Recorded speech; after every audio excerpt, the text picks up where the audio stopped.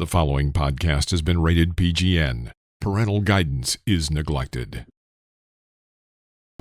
Boy, it's been a long time since we've had a little father-son chat.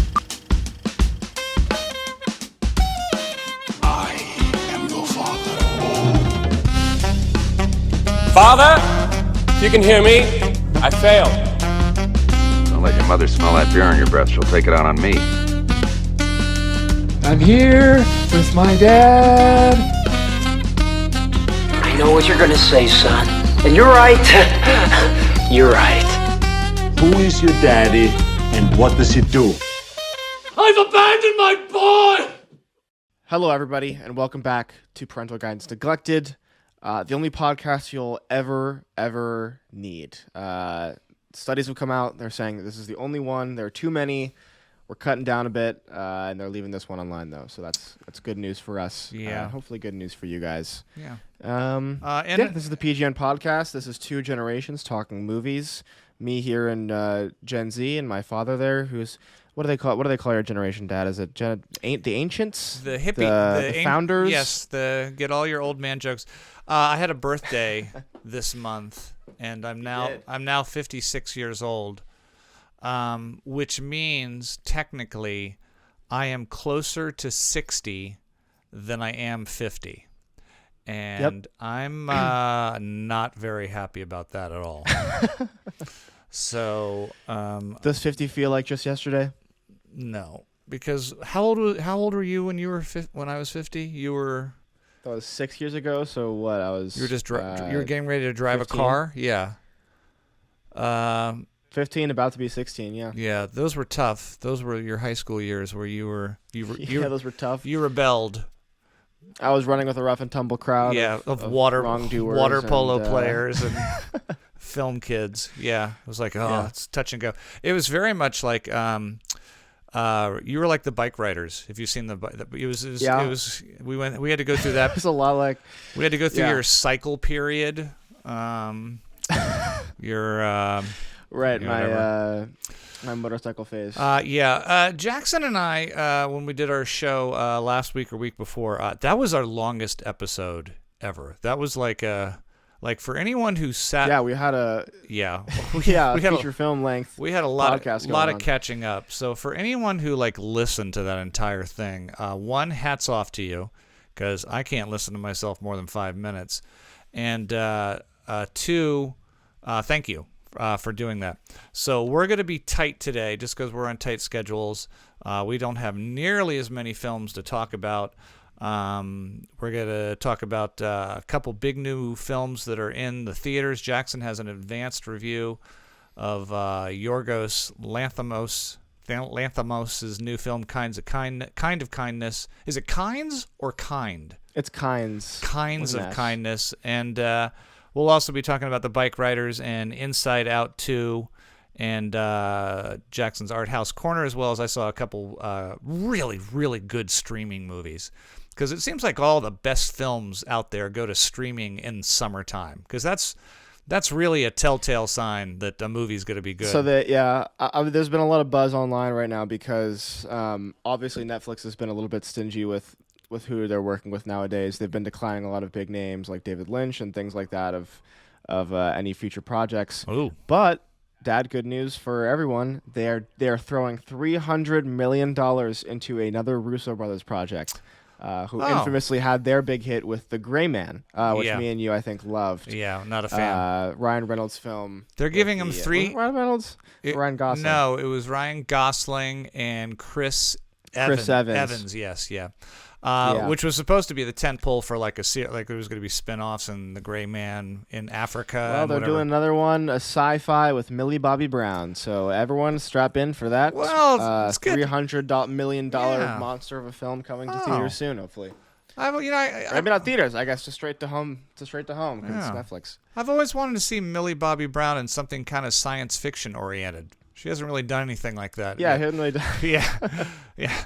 Godzilla, Stranger Things. That's good to see she's throwing out a little wider. Let's give it another try. Yeah. Let's see what else sticks. The Russo brothers did the Avengers movies, right? Wasn't that their kind of thing? Yeah. Or some of them, a couple of them, or they didn't do. Did they do Black Panther? Did they do? No. No, Ryan Coogler. Ryan did Black Coogler. Panther. Yeah. Okay, 300 million. That's for one film. 300 million. It's for one movie. 300 million. How many subscribers at Netflix do you have to recoup $300 million? Who knows what the fuck they're doing? I mean, it's. I don't know. I'm so over what's happening there. Yeah. I wonder if it'll be like they release it in theaters for a week or two. Like they just did that with The Hitman, which, by the way, I have not seen. Have you seen The Hitman yet? No, I keep meaning to, though. I mean, it's Linklater. We're both I know. We're both fans. I feel bad, but it just does not look like my thing at all. Yeah, I don't know. It doesn't seem like my thing either, but I'll give it a chance at some point. Yeah, It's so not our going anywhere. apologies for that. But I think that got released in limited release theaters for like a week, and I don't think anybody went to see it. And then it was huge on Netflix. No. So I think that experiment of showing them in theaters for a week or two and then going to streaming is starting to fail miserably. I mean, yeah, but I mean, we're seeing a lot of numbers come back of like, people are. I mean, it used to be that these movies would be in theaters for a long time and people would have a chance to see them. Yeah. The second these movies don't do good in their opening week, they're getting pulled. I mean, I saw some statistics recently. I think about Furiosa and how it made like a bunch more money because they left it in theaters for longer. And it's like, yeah, if you give people more of a chance to see this movie, they're gonna go see it. Yeah. I think it's still playing out there, but you know, I hope it is. Please go see Furiosa. Yeah, if you haven't. It's one. If it is, it's one of those. Yeah. It's in one theater at 2:00 on a Thursday afternoon, and it gets a little tougher. That's so upsetting. How did Bad Boys hold up after the second weekend? Is it still riding? Bad Boys are really good. Riding or high or riding die? Like, what was the drop off last week? I know everyone was shocked that it exceeded expectations. Wasn't like some massive Barbie Oppenheimer thing, but it's like the latest weekend. This is the 14th to the 16th. Bad Boys Ride or Die pulled $33.8 million. Wow! So it's still doing pretty good. Yeah. And just for context, Furiosa not on the charts. Wow. Yeah. I mean, that's all going to end for Bad Boys next week, but you know, it didn't have any competition this weekend. Bikeriders was not a mass. Well, it did. The highest grossing movie of the year just opened. Was it this weekend? Inside Out. Inside Out 2 just beat Dune Part 2 domestically for box office. The thing with me and cartoons, though, and I know you saw Inside Out. I'm sorry, animation. Is that I know it does mega numbers, and this is a huge blockbuster for them, but I still just think it's because there's just a ton of kids and I mean, this is a kids movie. It's for kids. It's parents who want to take their kids out to sit in a quiet theater for 2 hours and not have to deal with their.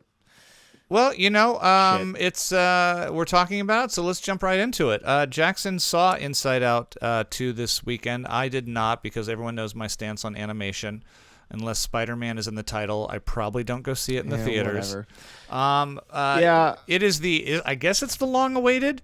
I remember seeing the first Inside Out, thinking it was very cute, but I didn't feel like it was the Toy Story or the Cars or the Juggernaut that maybe it is, because the numbers were off the charts. Jackson, two thoughts. One, or questions. One, what's your thoughts on the film, obviously? And two, were you in a kid-packed theater, or was it a lot of adults? It was like a quarter full, I'll say. I mean, we saw it. Me and my girlfriend saw it at a weird time. It was all like a matinee at like 2 p.m. So I think most of the kids were in school. So it was like a quarter full, and there were some kids here and there, but it was mostly just adults. Inside Out 2. Yeah. So I saw the first Inside Out. I'm not the biggest Pixar fan. They have a lot of great stuff. I know me and you both love the movie Up. Yep. That came out of their stuff. The Toy Story movies are classic, obviously. Cars, things like that. Monsters Inc. But lately they've been on a bit of a shitty run. Mm-hmm. Elemental was absolutely atrocious. Lightyear was. I mean, I've never seen such a misstep from a big studio like that. But I had high hopes for Inside Out 2 because, like I said, I like the original a lot. And if you remember, Dad, just to give you some context, Inside Out 1 is a movie where a little girl is getting older and she's moving away from home, and there's emotions that live inside her head, and there's a new emotion that's involved, and they kind of get into a fight. It's joy versus sadness, and in their fight, they lose some core memories, and they have to go out of their little safe space in their little control hub where they control this little girl's emotions and go into the back of her mind to find these core emotions. But once they get there, they get stuck, and they can't find their way back, and they get into more arguing, and then eventually they find their way back, and the TLDR, like the big point is kind of like, all of our emotions are important. We're complex people. Right. Inside Out 2 is about a little girl who's getting older, and she's moving to a new place. And there's new emotions that show up. And they kind of get into a bit of an argument. And in their argument, they lose a core. It's not core memories this time. It's they lose Riley's sense of self. And the sense of self gets transported all the way to the back of her head. So the new emotions, the old emotions have to go back into the back of her head to get the sense of self, but they get stuck once they get there and they can't find their way back. Okay. But once they do find their way back, the TLDR is all of our emotions are important and we're complex people. This is basically the same movie, is what I'm trying to say. Inside Out 2 is basically the exact same formula as Inside Out 1. Okay. It's new emotions. It's like things aren't going well for Riley on the outside. And while there is more nuance, because with more emotions, obviously it becomes more like commentary. The new emotions. I mean, the new emotions this time is anxiety, envy, embarrassment, and ennui. Which one does Kevin Spacey play? And do we know what's in the box at the end? After is gluttony in there as well? Yeah, gluttony's in there, and yeah, that sounds like agony. Okay, is no, is this a difficult? This seems like a really convoluted. Cars is Cars talk. It's not. Toy Story is toys come to life. This is this. I mean, I didn't really do it really justice. I mean, it does a pretty good job of explaining it. My point really is it's just the same movie, and it just happens to be that there's an ambulance driving by me. I'm just gonna let that pass so it's not annoying the audience. Jackson's in the dirty city of Southern California. But it's just the same movie. And like I said, it does get more complex and dive a little bit deeper, and there's a lot of commentary on, well, maybe the person that we're controlling isn't actually that good of a person right now, and that's maybe okay because she's going through puberty and whatever. But it just felt a little flat for me. It felt a little bit forced. The pacing was really horrible. This comes in at a tight hour and a half, and there's a lot to cover. Really? And so I wasn't like hating it or anything, but it just didn't live up to the expectations that I had set for it, and it certainly didn't take the story anywhere that I wasn't. Who was the best celebrity voice? Is there a new one that steals the show? Is there a character you're like, oh, Chris Rock or Ricky Gervais or I don't even know who's in Chris it. Rock's cameo. Let me look at the cat. I mean, I know Maya Hawke played the new. She played Ethan Hawke's daughter. Anxiety. Okay. Yeah, Ethan Hawke's daughter. I mean, Amy Poehler is always great as Joy. Right. But I mean, I don't know. There wasn't any like extreme standouts where I was like, oh my god, you've got to see. Right. So and so. What about the animation? Was there anything kind of inventive or new, or you're like, oh, this is really, I mean, you've seen a Pixar movie, you know what you're expecting. It's the same thing. Yeah. I've never been a big fan of Pixar's animation style. I prefer the hand-drawn stuff over the 3D stuff and that they do a lot. But what was the audience reaction? Are the kids loving it, laughing it, glued, kind of distracted? Brooke was an emotional wreck. Brooke, I saw it with my girlfriend.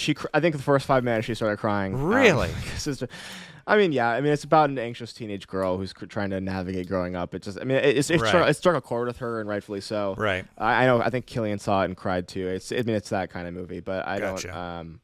It didn't get me. Oh, okay. I left unscathed by right. their emotional bullets. I'm gonna guess. So, yeah, I'm gonna guess you're coming in at a. Wow, I got you at about a 5 on this. Maybe a 4. A 5. A 5. Yeah. Good job. You're really good at this, man. Yeah. I got to start being more unpredictable. No. I just get the vibe on it. Yeah. Was it better than the first? Or no, not even close. Not even close. It just wasn't as original, and I mean that's what I think that's what Pixar does best. I mean, they have good sequels, but it's always the original ideas. I mean, no one's ever like, man, Cars 3 really doing it. It's like, no, it's Cars, it's Monsters Inc., right. Incredibles, Up. Okay. God, if they ever do an Up sequel, I'll just. I don't think. God, I hope not. I don't think they will. But.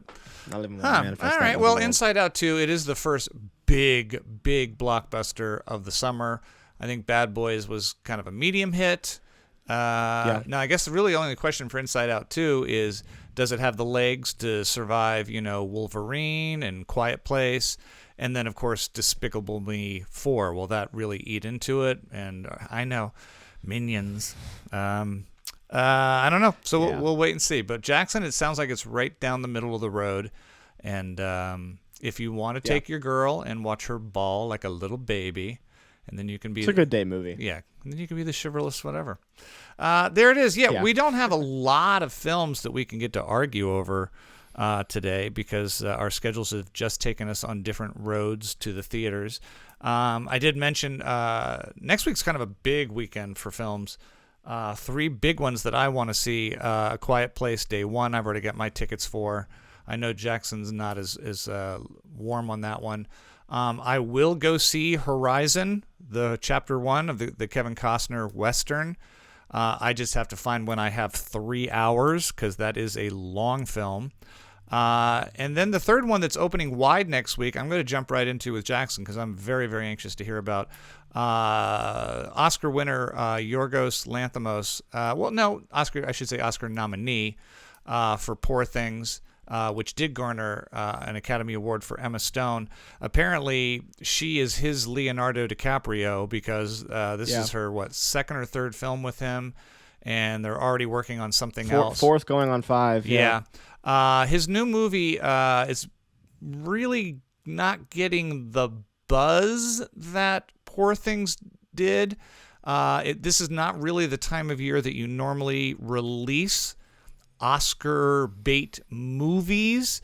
Those tend to come out in the earlier part of the year, looking for a niche audience, or obviously towards award season when it's on everyone's mind. So it's kind of been thrown out there as alternative programming to the blockbusters for the adults in us who maybe are a little done with car chases and superhero sequels.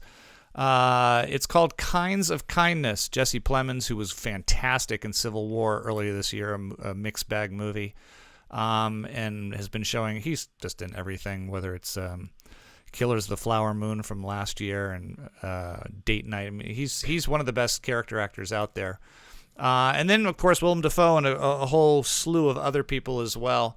This is a very long film from what I've heard. I think this is also close to a 3-hour running time. And I love the trailers. I've loved the marketing behind this because I feel like it hasn't told me everything, showed me everything. And I honestly have no idea what it's about. Jackson went and saw an early screening. Mr. Burns, is this the next Poor Things? Or is this the lighthouse that kind of falls under the radar and is never appreciated? Or does it deserve to be forgotten? What'd you think? This movie's not going to be a hit. And I think that it knows that a little bit. I mean, it's got big hitters and big names in it. Don't get me wrong, but this is Yorgos Lanthimos' first return in a while, working with his writing partner from Greece. I would say this is probably his weirdest film since Dogtooth, which was his debut that me and you both saw, which was incredibly out there. Yeah. It's also, and I don't think I'm spoiling too much when I'm saying this, it's an anthology film. It's 3 shorter films with the same cast put into one movie. The rotating cast of characters here is Emma Stone, Jesse Plemons, Willem Dafoe, Margaret Qualley, Hong Chow, I think I'm pronouncing this right, Mamadou Athey, and Joe Alwyn all pop up sporadically in all 3 stories. But all is different characters. They're different characters in each chapter? All is different characters, correct. Oh, okay. So three yeah, short films. It's an anthology. 3 short films, same actors, each film playing different characters. Is it within the same world, yes, or is it different? Is it like all left up for interpretation? Gotcha. Oh boy. Yeah. This is an incredibly weird and out there movie. With that being said, it is also so hilarious. This movie is laugh out loud funny. There is a moment in this movie, and I'm going to say this just so you know when you get to it. All right. There's a character who shows that just a random character. I don't know who is playing them. that shows up for like one line and maybe the funniest line all year. Okay. I mean, I was laughing for an uncovered. I saw this at an early screening, so it was a pretty packed theater, and I'm just going through a laughing fit, and everyone has stopped laughing at this point. You're still going. And like 2 minutes pass, and I'm still trying to fight back laughter because I feel so uncomfortable. Wow. With that being said, this is also a very disturbing movie. There's a lot of moments in here that are really uncomfortable. Like I said, this is kind of him going back to his kind of absurdist Greek roots. Right. So don't just expect an absurd comedy here. Expect more of some high tension twists and turns. Again, I don't want to say too much, but I think that I saw this with a pretty big group, and the moment that we all left, I think the immediate reaction was, I have to see this again. And really? That's already how I feel. 3 I'm hours. very excited to see this again. 3 hours. Yeah, You want to go see it again? It's like 2:45, but it doesn't. It really doesn't feel like it. It does not feel the length at all. And it's just the kind of movie where it's like, I just think I need to see that again. I just think I need to see that again to process what just happened. Wow. So yeah, I don't know. This movie has a lot to say, and I think that he does a really good job in feeding the audience enough, but also leaving a lot for interpretation. Now, and so yeah, I'm very excited to see this film again. You know, I have a problem when weird goes too far. If I get to a point where I'm like, I don't know what any of this means, this doesn't make sense. I mean, if I have to go online immediately after the film and read and watch 500 posts, it wouldn't be that. It's not like Lynchian weird. It's more so just like, this is a really weird scenario that I'm watching right now play out. Like this is a really, like, the rules of the world are just immediately strange. And he throws you right into it. Like you're gonna immediately be like, oh my goodness, what, but in a good way. It's not gonna be confusing weird like I think you get tripped up on sometimes. Yes. It's just gonna be like, it's gonna be like Dogtooth, where it's like, God, this is really strange. Huh. So it's 3 stories, 3 chapters, 1, 2, and 3. What's the best one of the 3? It's really difficult to say. If you had to, gun at your head. Gun at your head. Which one resonates? I think for me, it's the third one. Okay, so I can skip the first 2 hours and just come into the. No. No, you gotta see. You gotta see all of them. I think that if I had to rank them, it's probably, and again, it's very close between all 3 of them. Right. Probably you have the third one's the best, and then the first one, and then the second one. 3, 1, 2. Okay, so I come in, I watch 1, I take a pee break and fill my popcorn bucket during 2. And then I hunker down. I hunker down for 3. The funniest line happens in the second one, so you have to say. Okay. Kinds of kindness. You do, however, not think this is going to be a hit. Is this the kind of movie, or are there any performances that you think should, would, or could be remembered come award season next year? Or is this going to fall to the wayside? I don't think so. Okay. With that being said, Jesse Plemons absolutely deserves an Academy Award for his performance in this movie.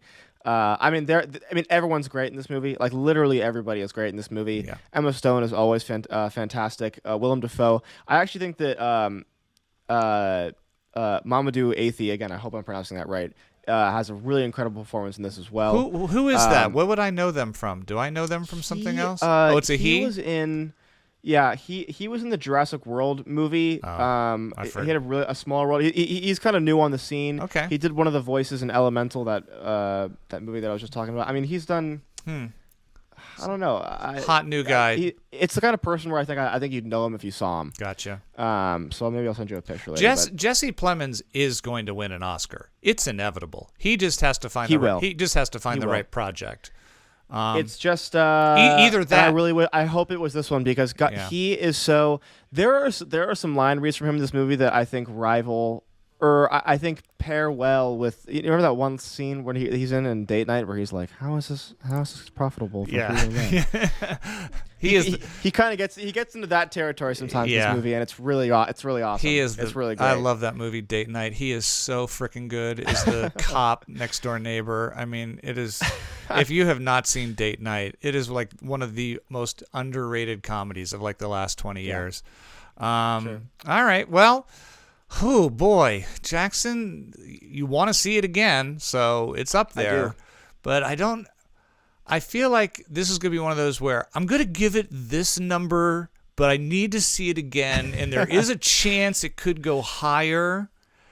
So I think right now you're going to give this a solid 8 with the possibility of being pushed to a 9 on second viewing.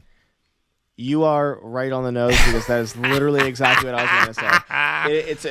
It's currently at an 8, but this could definitely rise to a 9. Yeah, it needs a second viewing. On a better viewing. I know my son. I don't think the theme stuck with me as much as some of his stuff with Colin. I still miss his work with Colin Farrell. I wish he'd do another thing with Colin Farrell because I do love them. What was the one? Oh, he did Killing of a Sacred Deer. The lobster. Yeah. All right. And finally we'll move on. But finally, Kinds of Kindness.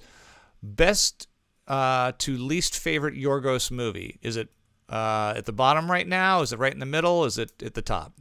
It's not at the bottom. I'd say it's somewhere in the middle. Actually, my least favorite is probably his most critically acclaimed. I still liked it, but I was not as big of a fan of The Favorite as some people are. Okay. Yeah. But I mean, I love again. I've never seen him put out a bad piece of work. Right. I love all his films. Right. Very, very much. One of our greatest working filmmakers today, probably. All right. Well, there you go, guys. I will be back next week with my thoughts on Kinds of Kindness because that is on my must-see list, and we'll see if I agree with Jackson. I don't know if I'm going to see Inside Out 2. I don't think my thoughts on animation. It's just not my jam necessarily.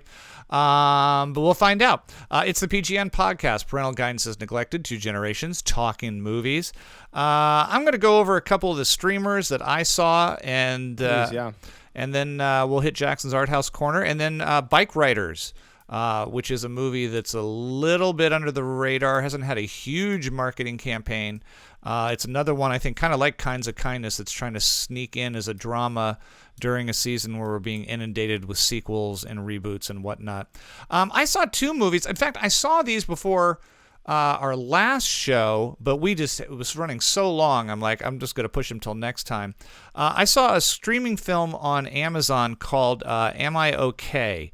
This is written and directed by Stephanie Alin and Tig Notaro. Most people know Tig Notaro, stand-up comedian. It stars Dakota Fanning, who is, I think, in what I would call full-on career save mode right now after the debacle that was Madam Web earlier this year. I know she has another movie coming out, or may have already been released and got under our radar, where her and Sean Penn are in a cab for an hour and a half. That movie does not look. Yeah, so Dakota Fanning plays Lucy here, along with her best friend Jane, played by Sonoya Mizuno. Living in L.A., she works part-time at the front desk of a spa, and she's kind of trying to find her way in life. The relationship with the guy she's dating seems very platonic and not exciting, and is starting to realize and explore her sexuality and come to the realization that she is most likely a lesbian. I have a feeling, since I know Tig is a lesbian, and I'm not sure about Stephanie, the other co-writer and director, I have a feeling she is as well. In fact, they might even be a couple, and I apologize if they're not. For some reason, I think I might have read that somewhere. So this is a bit of a woman in her 30s kind of discovering her true self, and I do give kudos to all of them for tackling the theme. The only other name you'd really know in this is Sean Hayes, has a cameo as her boss, or I should say Jane's boss. Jane has gotten a big promotion. She's going to be moving to England. So this movie is half and half about Lucy kind of finding out her sexuality and a friendship, and will it survive that and the time apart. It's fine. I certainly do not think it's as funny as it wanted to be. Tig does have a pretty funny cameo as a cult that meditates and worships hammocks later in the film, and I think Dakota Fanning is probably a little miscast here. Sure. Not that she has to have some stereotypical, lesbian look of any kind. I just feel she. I don't know if it'd been my first choice in casting, but I give her props. I think she does a nice job with it. This is one of those films where you can't really fault anything, but it didn't really stir anything in me. It certainly didn't make me laugh that hard. But I was curious to see what happened with them. Am I Okay is going to get a solid C from me. Again, I think that it's one of those A for efforts, but I got to go C on execution. The other streamer that I saw, and Jackson, any interest in seeing Am I Okay, the Dakota Fanning? I hadn't even heard of that until you started talking about it just now, and I don't know, your review isn't exactly enticing me. That's on Amazon Prime, which I'm trying to think, has Amazon had a huge, Roma was Netflix. Has Amazon done a movie that's gone on to be, I know they've tried a lot of Oscar bait films, and I feel like they always come up a bit shy, like they don't. I mean, I think that they're more in the show, like they do The Boys. Yes. Which, by the way, have you been watching? Turn. Have you watched the new season of The Boys? No. I've seen one episode. Jury's still out. Huh, okay. Not that we could do a ton of TV talk here, but I love the first 2 seasons of The Boys. I thought it tripped over itself a little bit last season, but was still enjoyable. And this one, verdict's still out. But yeah, right. The other film I saw was a Netflix movie. I don't know if you scrolled past this when you're on Netflix. It's called Under Paris. Jackson, I watch the schlock, so you don't have to. This is a French film. Oh, boy. About a scientist, a French scientist whose entire dive team is killed by a shark. And let me tell you. Oh, my God. We're still doing shark movies? We're still doing shark movies. Here's the thing, though, Jackson. Jesus. That shark has suddenly migrated to the tunnels and the riverbeds of the Seine in France. And wouldn't you know it, Paris is the home of this year's World Triathlete Championship. And you know what that means. Chum in the water, lots of swimmers.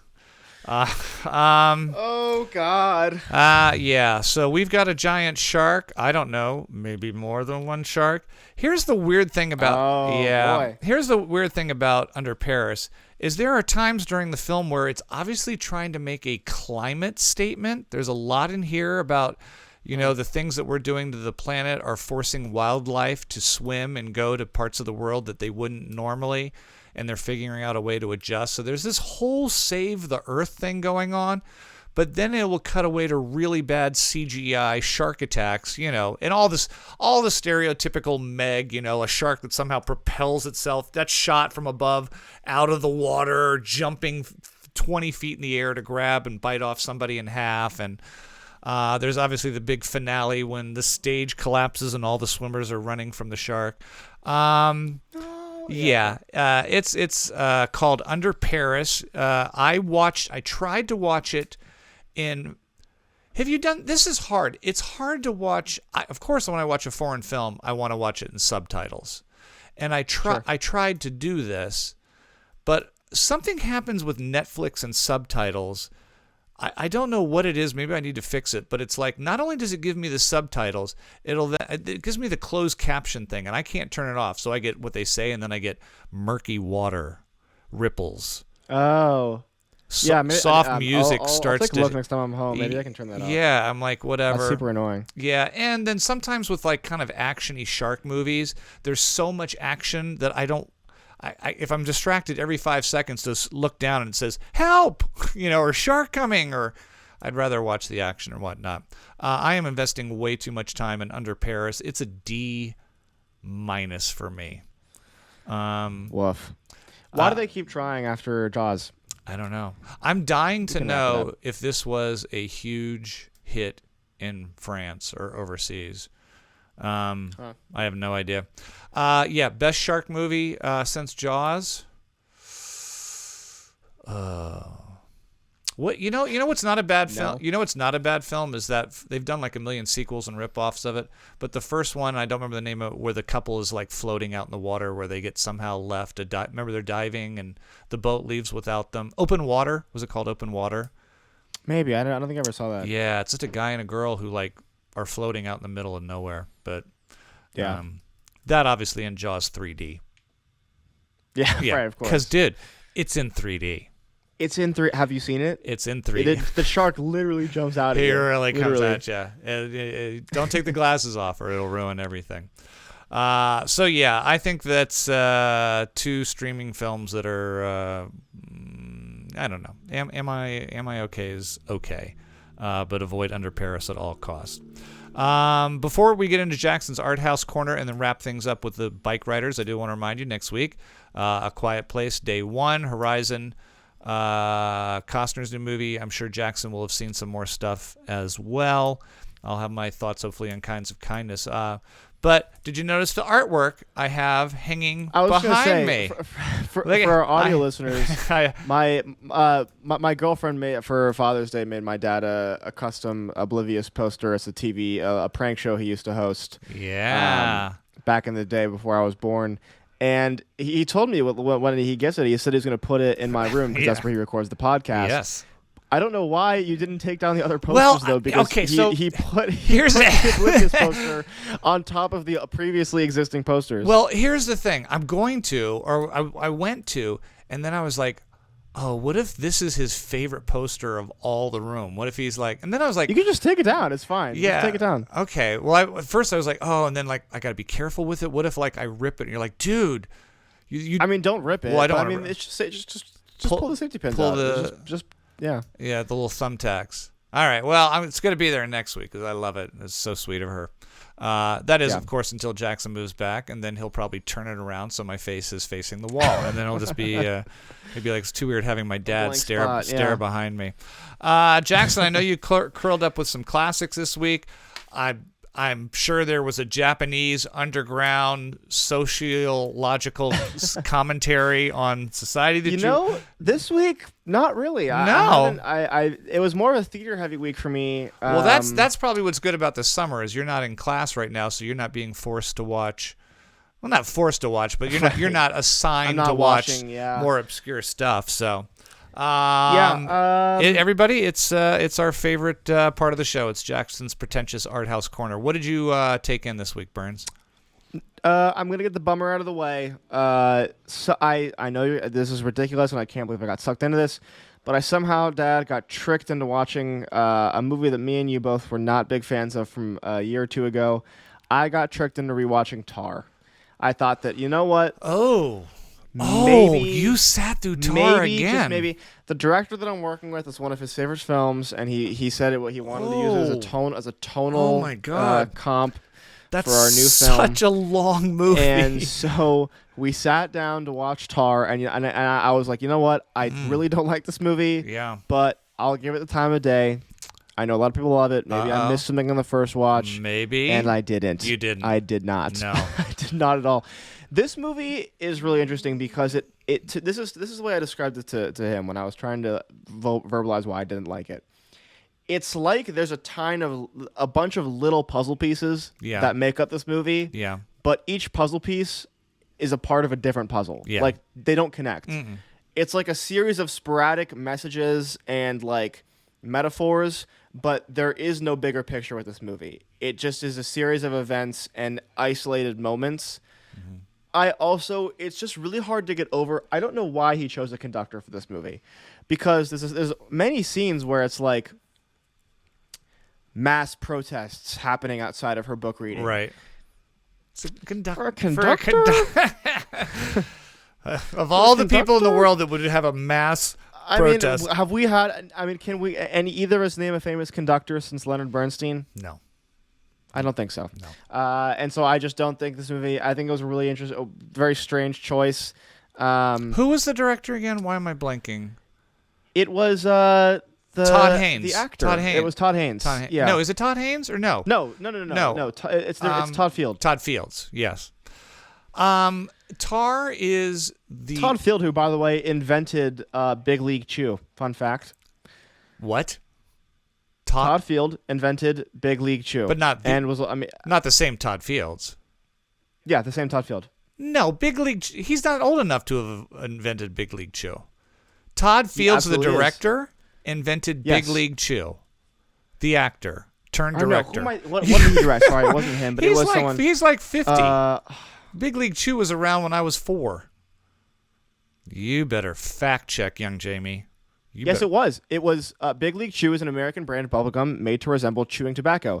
It was created by Portland Mavericks left-handed pitcher Rob Nelson and bat boy and future filmmaker Todd Field. Okay, is it the same I'm being Todd dead Field? serious Because I right think now. it's Todd Fields. Is there a Todd Field? It's the same Todd Field. It's literally, I'm on the Wikipedia page. It is the Todd Field had a hand in inventing Big League Chew. Okay, look up Tar on IMDb and tell me who the director is listed under IMDb. It's Todd. I'm telling you that when I click on the name Todd Field underneath Big League Chew on Wikipedia, it takes me to director. Isn't his name the director Todd? of Isn't his Tar. name Todd Fields? No, it's Todd Field. I'm literally looking at the Wikipedia page right now. I think you've been hacked. I have not been at. I swear on my life, this guy invented Big League Chew. I've seen him talk about it in interviews. Really? Literally just Google Todd Field Big League Chew. He comes up. Oh, all right. That's weird.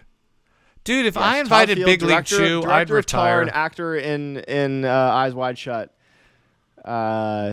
Invented Big League Chew. Yeah. Anyways, he kind of didn't make a great movie, and that's Yeah. unfortunate because a lot of people love it. I mean, a lot of people love the movie, and I respect him for it. And I mean, Kate Blanchett really is incredible. I mean, there's so many moments in this. What that are a just what a really- waste of a performance. That's like one of those films. It's Yeah. like one of the best performances and one of the worst films ever. I Just think. I just think it has it misguided. Wow. Um, Hey, so, yeah, kudos to you for sitting through that thing again, because I tried it again. just the half-hour didn't monologue hit. at the beginning is Yeah.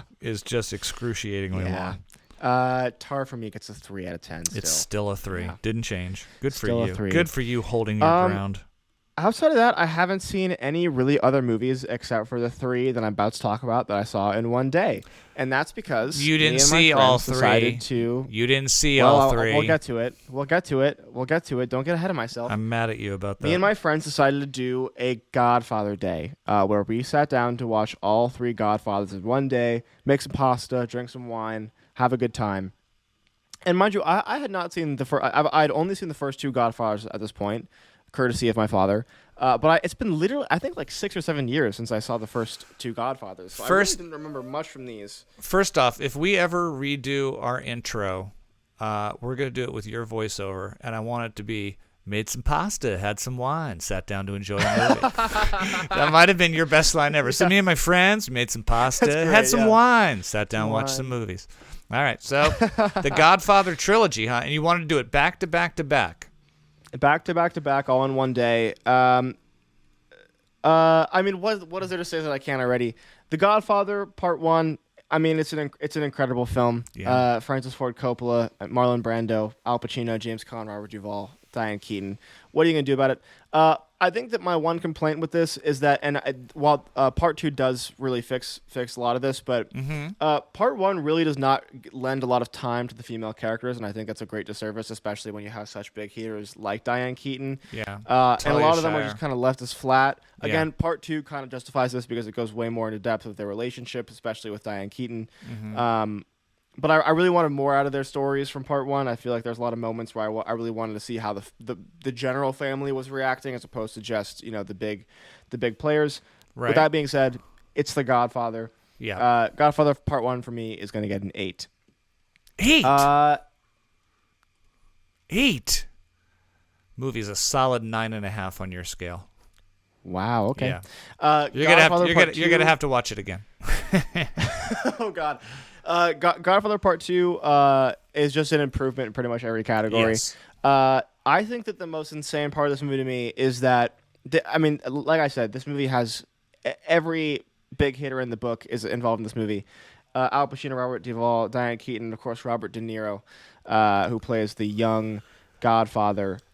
This movie, every performance is immediately overshadowed by the one scene that John Cazale has with Al Pacino. Yeah. John Cazale steals the show so immediately and fast. That scene where he's talking with Al Pacino and he's like, I just want respect. Is that too much to ask? Yeah. And then Al Pacino just, oh my God, he's so cold with it. Just, I don't want to see you. Yeah. I don't want to hear about you. I don't Yeah. want you, when you see Mother, I don't want to be there. I want a week's notice. Yeah. It's so good. And I just want to emphasize this before we get into part 3. Michael Corleone is so cold in this movie. Yeah. He is so cold. Every line is so precise and calculated, and it is delivered in the most like utilitarian, like just I have to say this and get it out and I'm done.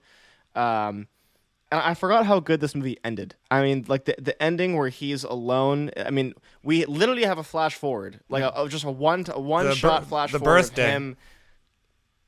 Yeah, it's him. It's him in a chair, like Yeah. at the end of his life, and he's just kind of sitting there. And it's like, you realize that this has all really been for nothing. Yeah. And it really emphasizes the point of like, because I think that a lot of people misconstrue The Godfather as like the cool gangster movie.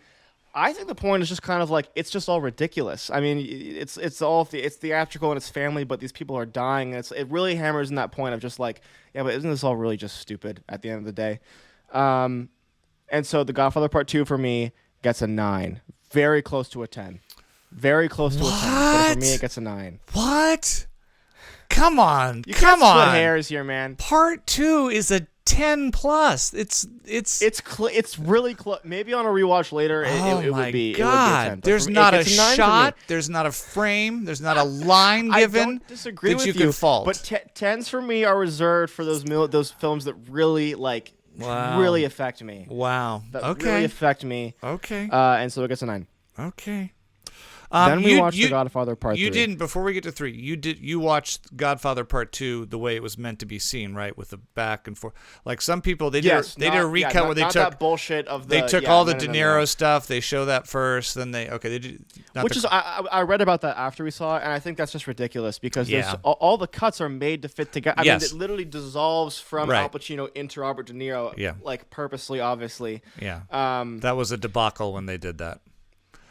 Then we watched Part 3, and we had all heard that it was going to be not as good as the first two. From you especially, you were like, you don't need to watch Part 3, right? And I'm like, all right, but you know, you have at some. But you have to. At some point, you have to. You just gotta know. Yes. You gotta know. And so we you know what? Let's all just let's walk to the corner store. We'll take a bit of a break. We'll grab a bottle of wine for each of us, and we'll just maybe if it's horrible, we'll just drink. How many bottles of wine have you been through now? You've been. This was the first time wine was brought out. Oh, okay. This was we had not been drinking up until this point, but we each got a bottle of wine. We're like, you know what? Well, maybe if they say if it really turns into a slog fest, we'll do like a drinking game where it's like, oh, take a sip of wine anytime they say a line that feels like it's lame or whatever. Yes. But like that was like every time one of us said that, we were like, yeah, but it's not going to be like that though. It's just going to be probably not as good as the first two. Right. Wow. Yeah, well, I told you. I'm going to have a hard time verbalizing how bad this movie is. Wow. Within the first scene, it was like immediately we were all like, this is an SNL sketch. Like, this is a spoof. I can't believe this is real. Al Pacino, I love you, Al Pacino. You have some of the best performances of all time. I don't know what he was doing in this movie, but it sure as shit was not Michael Corleone. I mean, you go from the coldest performance I've ever seen, this hard-hitting guy. Right. He gives away in the first scene $100 million. Yes. Well, a lot to of the time, Catholic Church. A lot of time has passed. So listen, the point of but it's not earned. It's not. Of earned, course, it's though, not. because and you have. Well, if you had watched Yeah. the movie to the conclusion, you would know that it ends up not being earned. He can't buy. Listen, we read the synopsis at the Yeah. end. I'll be fair, and I still don't know if I think it's earned. Yeah, he can't buy redemption. Is the theme of the movie? You can't. It's some people But are I think my unredeemable. problem is I don't know why Michael Corleone wants redemption. Because people change when they get older. There's reflection. But that's the movie then. The movie is the change of him being cold to Right. being not. You don't just start with him already being an old grandpappy, being like, oh, my kids are all crazy, and I'm donating $100 million to the Catholic Church, and we're gonna go legit. It was like getting out of a cold ice bath and jumping into a hot sauna. I just couldn't. We couldn't take the heat. I mean, I know that everyone rags on her. Sofia Coppola is just atrocious in this movie. Yeah, just atrocious. This is bad. And I would argue that she might even not be the worst part because let me find this guy's name because boy, howdy, was I not having his performance in this movie. George Hamilton. I apologize. I'm sure that he might. I bet it was George Hamilton. My guess is George Hamilton. While you're George Hamilton. No. Oh. Andy Garcia. Oh, Andy Garcia. What the hell was Andy Garcia? There's a scene in this movie First off, and I know I'm just hammering home that I hate this movie, but this movie is shot horrifically. It doesn't look good. It looks like it's from a different world. But there's a scene where Andy Garcia is just he's having sex with a woman that he just picked up at this event, right? And two guys break into his apartment, and they take his girl hostage, and he has this whole spiel where he's like, hey, I don't even really care what happens to her. I'll shoot her anyways. I don't really care. And eventually he kills both the bad guys. She ends up alive, and he just like smacks her ass, and he's like, hey, it's fine. And I'm like, what the fuck is going on? How did we go from the genius that was the one thing I took away from the Godfather Part 1? I think the best scene in that movie is the hospital scene where Michael goes to the hospital, and he realizes that there's nobody there looking after his father, and it's the first time that he has to act with the gang. And so him, and with the help of an older gentleman who just shows up to give the Godfather flowers, have to move his body and then step outside and pretend like they're waiting. It's extremely high tension. There's essentially no action, but the brilliance of that scene is that afterwards, the guy that he's with goes to pull out a cigarette, and he's shaking, and he tries to light it, and he can't. And Al Pacino calmly lights a cigarette, no shaking, and as he's putting the lighter away, he realizes, he's like, I'm totally fine right now. Like, this is what I was meant to do. Yeah. How do we go from that to like, oh, I'm in a shootout with this broad and this dude? Oh my goodness. Did not finish the movie. I don't think I ever didn't can. even It finish felt, it. I don't know if I ever finish it. can. We're gonna watch it. So We're watching it this week. It was so bad. To be fair, this was after like 7 hours of Godfather material, and we were just. It was literally to set the scene. It's me and my two friends on the couch. my buddy Jackson is on the floor, and anytime Al Pacino would say a line, he'd go, "Oh my God, Michael wouldn't say that though." It was we were just in despair land. The Godfather Part 3 for me gets a 1. A 1 out of 10. Wow. Francis Ford Coppola. Are you ready for this? I pray for you, sir. Are you ready for this? Sure. Oscar nominee for Best Original Song. Oscar nominee for Best Film Editing. It was Oscar nominee for Best Art Direction. It got a nomination for Best Cinematography. Francis Ford Coppola was nominated for Best Director. Andy Garcia was nominated for Best Actor in a Supporting Role. And it was nominated for Best Picture of that year. I can't believe that. 7 Academy Award nominations. On top of that, did not win them, but was nominated. I mean, it's not impossible, but it's definitely difficult to follow the gang politics of the first two. And not that really takes anything away from it, but it's a lot to ingest. They're long movies, they're heavy, there's a big world to develop. Yeah. The Godfather Part 3 is insane because it's like, yeah, you know all the gang stuff? Well, now you're about to learn about the insider bureaucratic dealings of the Catholic Church. And the stock market. Yeah. And it's like, what the fuck? Why do I care about any of this at all? A 1. Bummer City. That's a 1. Huh. That's a 1 movie. Right. And honestly, maybe not that bad of a score if it was a standalone, but off the backs of two just complete genius masterworkings. Never could I have envisioned this. I think that if it had been a standalone, you would not have been as harsh. But I agree. I cannot disagree with any of your criticism. But it's just I can't. You got to view it in the context of that too, because it's just the. I only saw Al Pacino really destroyed my spirit, man. I only saw it once. Your mother just walked in. What? Your mother just walked in. Hello? Jennifer. Into the house or into the room? No, she's right there in the hall. Your son watched all 3 of the Godfather movies. Have you spoke with him about that? You have? What do you think his scores were for Part 1, Part 2, and Part 3? Let's see how well you know your son. Part 1, Part 2, Part 3. On a scale of 1 to 10. Oh, I apologize. Part 3 got a 2. I said 1. I meant 2. Okay. Duly noted. 9, 10, 1.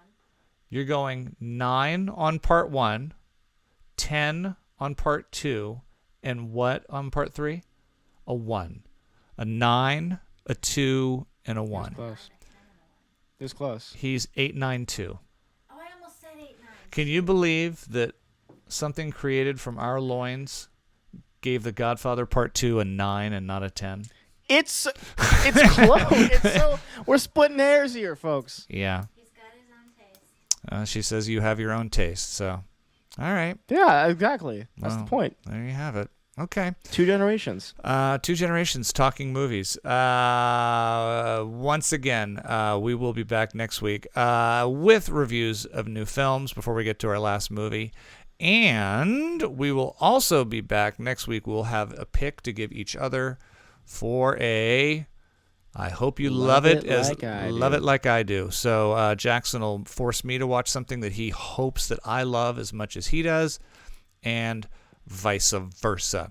So we'll have those picks as well as reviews and new movies. But the last film to talk about before we head out is from director Jeff Nichols, who got a little bit of buzz on a movie called Loving that got some Oscar buzz a couple years ago about an interracial relationship in the 50s.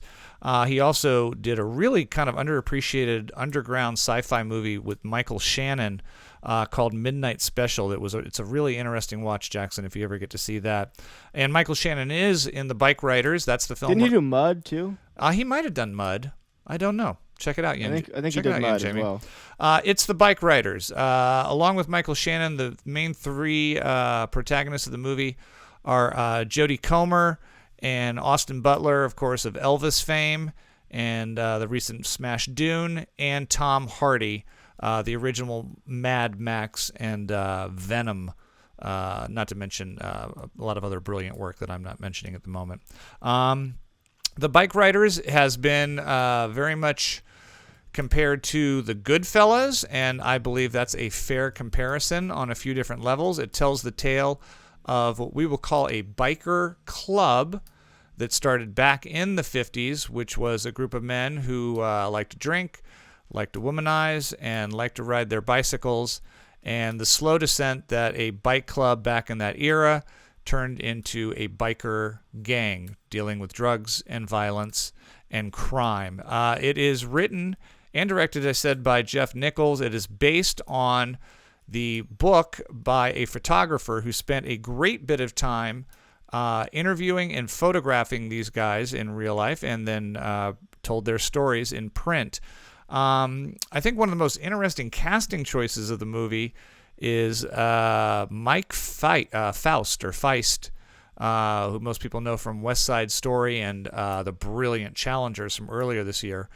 He plays the interviewer here. I'm not sure if he was doing somebody a favor. He spends the good bit of the movie just holding a microphone and letting other people talk. Yeah. But all the emphasis is on Tom Hardy, who's the leader of the gang, Austin Butler, who is the James Dean wannabe young guy with a chip on his shoulder, and then Jodie Comer, the young woman who gets sucked into the world of the club because of her love for Austin Butler's character. It is I think, an interesting character study. It definitely held my interest. I think it is more a performance film that you will appreciate more than you will maybe actually the story. It does kind of jump really quickly from, wow, this seems like a fun group of guys, to violence, and I understand you got to tell a very, very long story in just a couple hours. I also feel it didn't completely utilize a lot of its really good supporting characters. I wanted to know more about the gang. I really like Michael Shannon has some great moments in this. Yeah, agreed. Norman Reeves from The Walking Dead is an interesting biker who shows up for California, and we never really get to see much of him, as well as the other guys in the group. They, to me, were the most interesting parts of the film and just weren't covered quite as much. Of the 3 standouts, Tom Hardy, Austin Butler, I think Tom Hardy is fantastic here. I think Jodie Comer steals it. I think she's the best part of the film. And I'm not going to fault Austin Butler. I don't know if he just wasn't given much to do, but I felt like it was a lot of just kind of standing around looking really, really good. I thought that maybe it was the script, maybe it was just the direction, but he didn't really blow me away in this. I felt he was wasted. And I do think he's a good actor.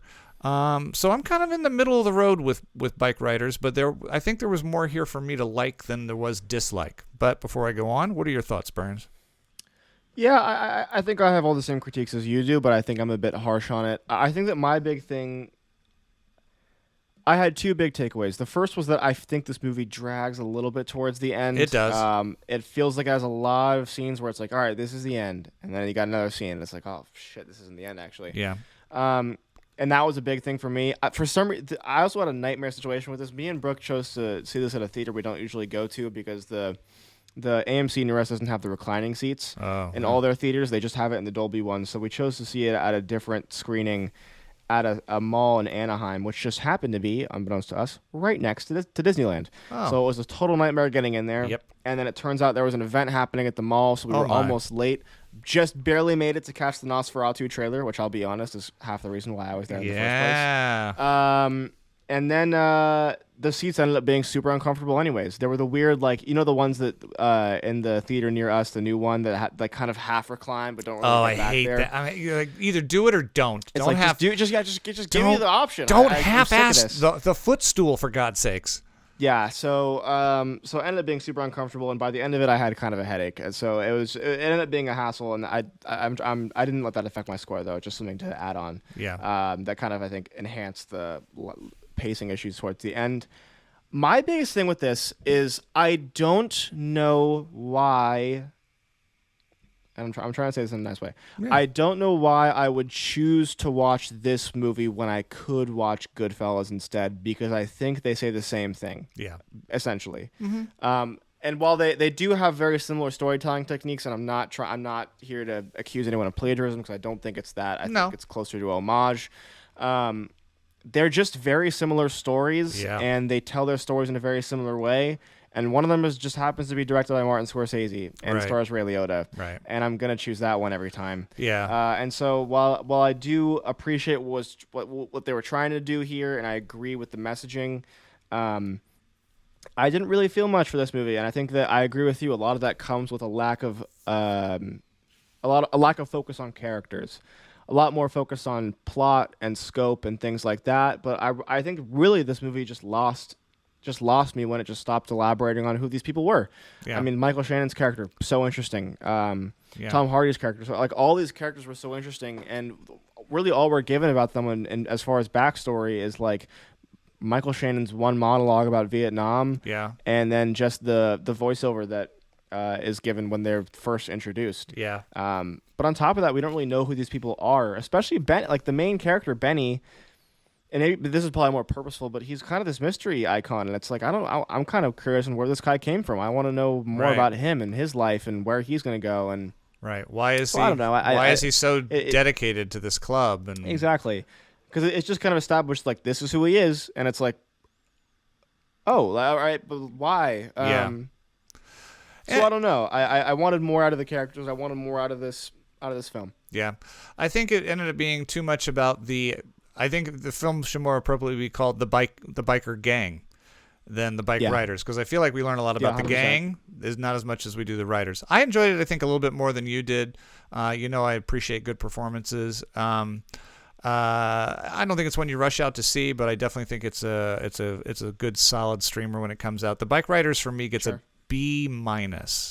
So I think it's a little. I'm definitely gonna be more harsh there. Yeah, I know you are. Because that's what you 4. Do. Wow. Yeah. Wow. What was the 5 you gave earlier? I'm sorry. What was the 5? I get the 5 I gave Inside was, Out. So this was worse than Inside Out Out 2. This is a little bit less than Inside Out 2. Yeah. Wow. Look at you. Outstayed its welcome. Amy Poehler scores slightly higher. Let's review here. We're a little mixed on the Bikeriders. I give it more credit than Jackson does. B- for me, and he gives it a 4. Inside Out 2. Did you see the first one? Apparently Jackson says you've seen the second one. That gets a 5 from him, and I will review that. Let me think about it. Never. Kinds of Kindness. I'm very excited to see. I'll have my thoughts next time. I'm very curious. I think that. I talked about what I like about his movies. How do you feel about his films? I know you loved Poor Things, but outside of that, have you been a fan? I was not a big fan of The Lighthouse.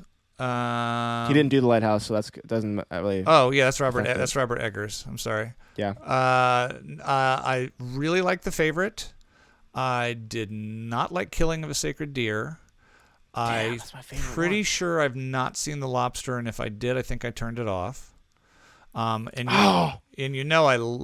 Dogtooth I just thought it was interesting. I think we talked about it was interesting, but I was like, what the hell is going on here?